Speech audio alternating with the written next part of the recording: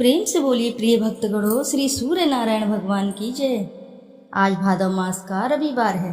रविवार भगवान सूर्य नारायण को समर्पित होता है, यानी सूर्य देव को समर्पित होता है। यदि किसी भी साधक पर भगवान सूर्य देव की कृपा बन जाती है तो उसके वारे नारे हो जाते हैं, सूर्य के समान भाग्य चमक उठता है। तो आइए ध्यान लगाकर रसपान करेंगे सूर्य नारायण भगवान की भादव मास में पुण्य फल देने वाली रविवार की व्रत कथा, जिसके श्रवण मात्र से साधक सभी मनोकामनाएं आसानी से पूर्ण कर लेता है और साथ ही सूर्य नारायण की असीम कृपा बरसती है। द्वापर युग की बात है। भगवान श्री कृष्ण एक बार अपनी बुआ कुंती के आश्रम काम्यवन में पहुँचे। उस समय पांडव लोग वनवास कर रहे थे। भगवान श्री कृष्ण ने कहा, बुआ जी, मैं तुम्हें वनवासी वेश में देखकर दुखी हो जाता हूँ। मुझे सदैव इस बात की चिंता लगी रहती है कि पता नहीं अब दुष्ट दुर्योधन का प्रहार तुम्हारे ऊपर हो जाए। अतएव इस विपत्ति से छुटकारा पाने के लिए तुम भगवान सूर्य नारायण की आराधना करो। भगवान सूर्य ही सब जीवों के नियंता और प्राण हैं। उनके तेज से ही जीवों का उद्धार होता है। भगवान श्री कृष्ण ने बतलाया कि एक बार शंकर जी से पार्वती जी ने कुछ पूछा था, उसे मैं तुमसे बतला रहा हूँ। शिव जी ने पार्वती जी से कहा, यदि तुम इस बात की जानकारी प्राप्त करना चाहती हो तो मथुरापुरी में जाओ। यहाँ सूर्यपुत्री यमुना जी की धारा प्रवाहित होती है। यमुना के तट पर ऋषि महर्षि मुनि आदि निरंतर तपस्यारत रहते हैं। भगवान रुद्र की आज्ञा से पार्वती जी कालिंदी यमुना के तट को चल पड़ी। कुछ ही दूर जाने पर उन्हें रास्ते में रोती बिलखती एक स्त्री दिखी। उसने बतलाया कि उसका नाम कुसुमवती है और उसका निवास कुसुमावर वन के बीच में है। संतानहीन होने के कारण उसके पति वसंत ने उसे त्याग दिया है और इस प्रकार वह निराश्रिता हो गई है। पार्वती जी उस स्त्री को साथ ले आगे चली कि उन्हें रोती हुई एक दूसरी स्त्री मिली। उसने बतलाया कि मेरा नाम गंगा है। मेरे पति महाराज शांतनु ने पुत्रों के जीवित न रहने के कारण मुझे अपमानित किया, जिससे मैं दुखी होकर घर चली आई हूँ। इसी प्रकार थोड़ी दूर जाने पर मधुवन में माधवी नाम की एक स्त्री और मिली, जो पति के वैभव का नाश होने के कारण घर से निकाल दी गई। इसके अनंतर आगे जाने पर कुमुदवन में कुमुदा नाम की स्त्री से भेंट हुई, जिसके पति को राजा ने बंदी बना लिया था और वह व्याकुल होकर विलाप कर रही थी। उन सभी स्त्रियों को साथ लेकर पार्वती जी यमुना तट पर जा पहुंची।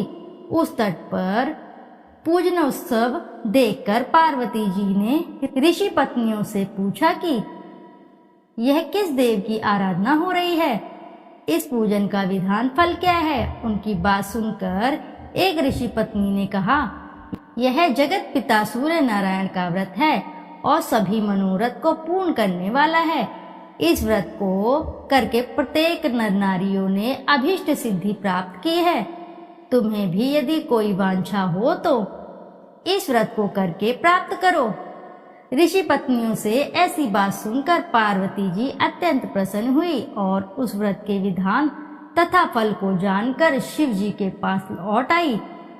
पार्वती जी ने इस व्रत को करके विघ्ननाशक गणेश जी जैसा पुत्र को प्राप्त किया। इति शुभम। जोर से बोलिए प्रिय भक्तगणों, जय सूर्य नारायण भगवान की। प्राचीन काल में एक बुढ़िया रहती थी। वह नियमित रूप से रविवार का व्रत करती। रविवार के दिन सूर्योदय से पहले उठकर बुढ़िया स्नान आदि से निवृत्त होकर आंगन को गोबर से लीप कर स्वच्छ करती।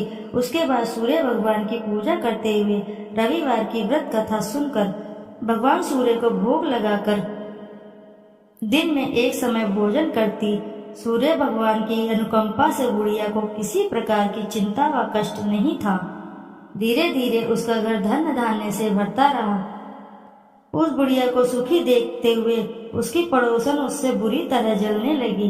बुढ़िया ने कोई गाय नहीं पाल रखी थी, अतः वह अपनी पड़ोसन के आंगन में बंधी गाय का गोबर लेकर आती। पड़ोसन ने कुछ सोचकर अपनी गाय को घर के भीतर बांध दिया। रविवार को गोबर न मिलने से बुढ़िया अपना आंगन नहीं लीप सकी। आंगन न लीप पाने के कारण उस बुढ़िया ने सूर्य भगवान को भोग नहीं लगाया और उस दिन उसने स्वयं भी भोजन नहीं किया। सूर्यास्त होने पर बुढ़िया भूखी प्यासी सो गई। रात्रि में सूर्य भगवान ने उसे स्वप्न में दर्शन दिए और व्रत करने की तथा उन्हें भोग न लगाने का कारण पूछा। बुढ़िया ने बहुत ही करुण स्वर में पड़ोसन के द्वारा घर के अंदर गाय बांधने और गोबर न मिल पाने की बात कही। सूर्य भगवान ने अपनी अनन्य भक्त बुढ़िया की परेशानी का कारण जानकर उसके सब दुख दूर करते हुए कहा, हे माता, तुम प्रत्येक रविवार को मेरी पूजा और व्रत करती हो। मैं तुमसे अति प्रसन्न हूँ और मैं तुम्हें ऐसी गाय प्रदान करता हूँ जो तुम्हारे घर आंगन को धन्य धान्य से भर देगी, तुम्हारी सभी मनोकामनाएं पूरी करेगी। रविवार का व्रत करने वालों की मैं सभी इच्छाएं पूरी करता हूँ। मेरा व्रत करने व कथा सुनने से बांझ स्त्रियों को पुत्र की प्राप्ति होती है। स्वप्न में उस बुढ़िया को ऐसा वरदान देकर सूर्य भगवान अंतर्धान हो गए। प्रातः काल सूर्योदय से पूर्व उस बुढ़िया की आंख खुली तो वह अपने घर के आंगन में सुंदर गाय और बछड़े को देखकर हैरान हो गई। गाय को आंगन में बांधकर उसने जल्दी से उसे चारा लाकर खिलाया। पड़ोसन ने उस बुढ़िया के आंगन में बंधी सुंदर गाय और बछड़े को देखा तो वह उससे और अधिक जलने लगी। तभी गाय ने सोने का गोबर किया। गोबर को देखते ही पड़ोसन की आंखें फट गई। पड़ोसन ने उस बुढ़िया को आसपास न पाकर तुरंत उस गोबर को उठाया और अपने घर ले गई तथा अपनी गाय का गोबर वहां रख आई। सोने के गोबर से पड़ोसन ने कुछ ही दिनों में धनवान हो गई। गाय प्रतिदिन सूर्योदय से पूर्व सोने का गोबर किया करती थी और बुढ़िया के उठने के पहले पड़ोसन उस गोबर को उठाकर ले जाती थी। बहुत दिनों तक बुढ़िया को सोने का गोबर के बारे में कुछ पता ही नहीं चला। बुढ़िया पहले की तरह हर रविवार को भगवान सूर्य देव का व्रत करती रही और कथा सुनती रही, लेकिन सूर्य भगवान को जब पड़ोसन की चालाकी का पता चला तो उन्होंने तेज आंधी चलाई। आंधी का प्रकोप देखकर बुढ़िया ने गाय को घर के भीतर बांध दिया। सुबह उठकर बुढ़िया ने सोने का गोबर देखा, उसे बहुत आश्चर्य हुआ। उस दिन के बाद बुढ़िया गाय को घर के भीतर ही बांधने लगी। सोने के गोबर से बुढ़िया कुछ ही दिनों में बहुत धनी हो गई। उस बुढ़िया के धनी होने से पड़ोसन बुरी तरह जल भूनकर राख हो गई और उसने अपने पति को समझा बुझाकर उस नगर के राजा के पास भेज दिया। राजा को जब बुढ़िया के पास सोने के गोबर देने वाली गाय के बारे में पता चला तो उसने अपने सैनिक भेजकर बुढ़िया की गाय लाने का आदेश दिया। सैनिक उस बुढ़िया के घर पहुंचे। उस समय बुढ़िया सूर्य भगवान को भोग लगाकर स्वयं भोजन ग्रहण करने वाली थी। राजा के सैनिकों ने गाय और बछड़े को खोला और अपने साथ महल की ओर ले चले गए। बुढ़िया ने सैनिकों से गाय और बछड़े को न ले जाने की प्रार्थना की। बहुत रोई, बहुत चिल्लाई, लेकिन राजा के सैनिक नहीं माने। गाय व बछड़े के चले जाने से बुढ़िया को बहुत दुख हुआ। उस दिन उसने कुछ भी नहीं खाया और सारी रात सूर्य भगवान से गाय व बछड़े का लौटाने के लिए प्रार्थना करती रही। सुंदर गाय को देखकर राजा बहुत खुश हुआ। सुबह जब उस राजा ने सोने का गोबर देखा तो उसे आश्चर्य का ठिकाना न रहा। उधर सूर्य भगवान को उस भूखी प्यासी बुढ़िया को इस तरह प्रार्थना करते देख उस पर बहुत करुणा आई। उसी रात सूर्य भगवान ने राजा को स्वप्न में कहा, राजन, बुढ़िया की गाय व बछड़ा तुरंत लौटा दो, नहीं तो तुम पर विपत्तियों का पहाड़ टूट पड़ेगा, तुम्हारा महल नष्ट हो जाएगा। सूर्य भगवान के स्वप्न से बुरी तरह भयभीत राजा ने उठते ही गाय और बछड़े को तुरंत लौटा दिया। राजा ने बहुत सा धन देकर बुढ़िया से अपनी गलती की क्षमा मांगी। राजा ने पड़ोसन और उसके पति को उनकी इस दुष्टता के लिए दंड भी दिया।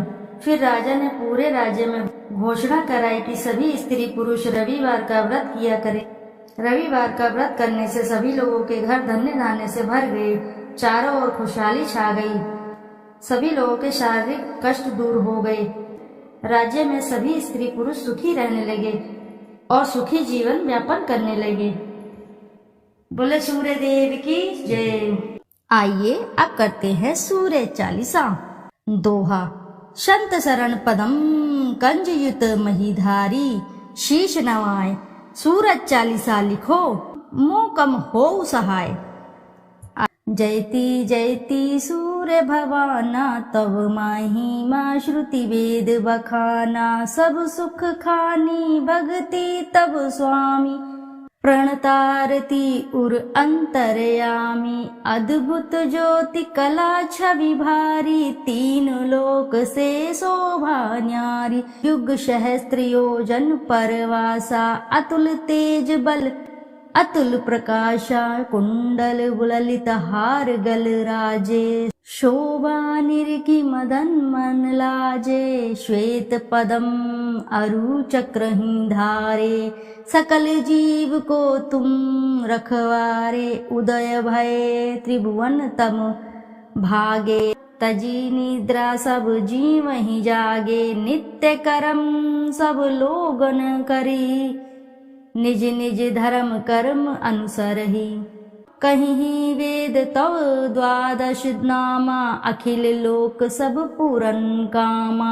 रवि आदित्य दिनेश दिवाकर, हरत सकल श्रम जीव चराचर। उद्यम सर्वस नाम है राजे, जेहि के तन अतुलित दुति छाजे। वेगवान वाहन तव नाथा, ब्रह्मन करे नित प्रभु के साथा। अदर अमर जीते नहीं कोई, सिंधु मथे उत्पत्ति भई सोही। तब सुत कर्म महाबलवाना, समर जितेऊ अगणित भट नाना। ते ही सम नहीं जग में को दानी, जासो कीर्ति सब जगत बखानी। कश्यप पुत्र गरुण के भाई, अरुण नाम साथी कहाई। समय पाई जब राहु ग्रासे, त्रिभुवन में तब तम अति भासे। ग्रहण पर्व पंडित सब कहीं, मोक्ष हेतु सादर नर करहीं।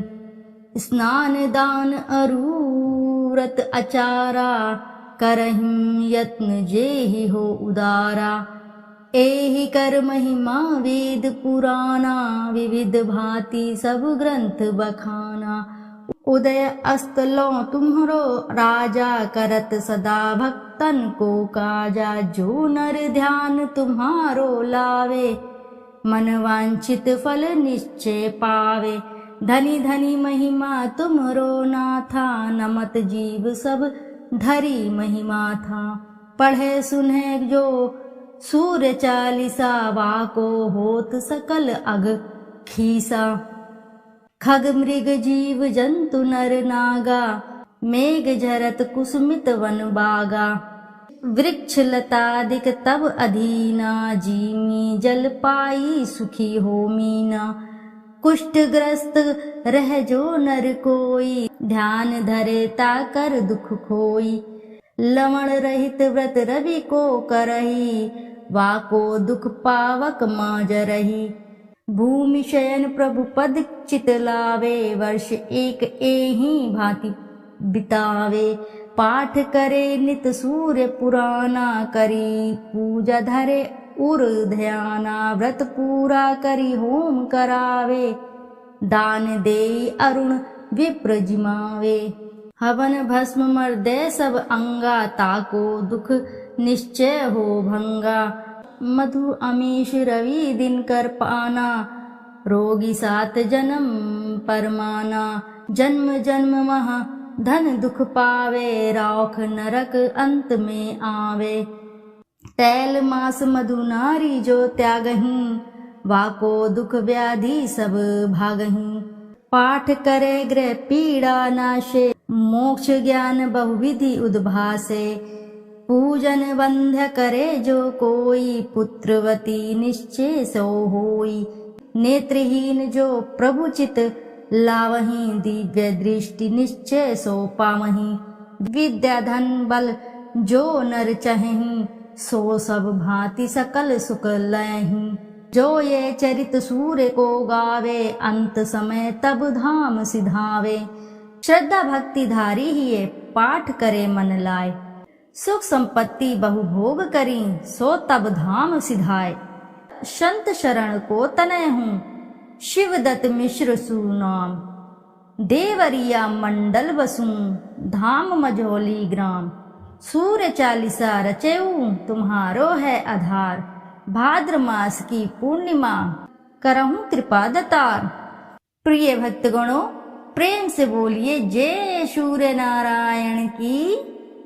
श्रोताओं, यदि आपको कथा अच्छी लगी है तो वीडियो जरूर लाइक करें, साथ ही चैनल को सब्सक्राइब करें और एक बार अपनी सच्ची श्रद्धा के साथ कमेंट बॉक्स में जरूर लिखें जय सूर्य भगवान की।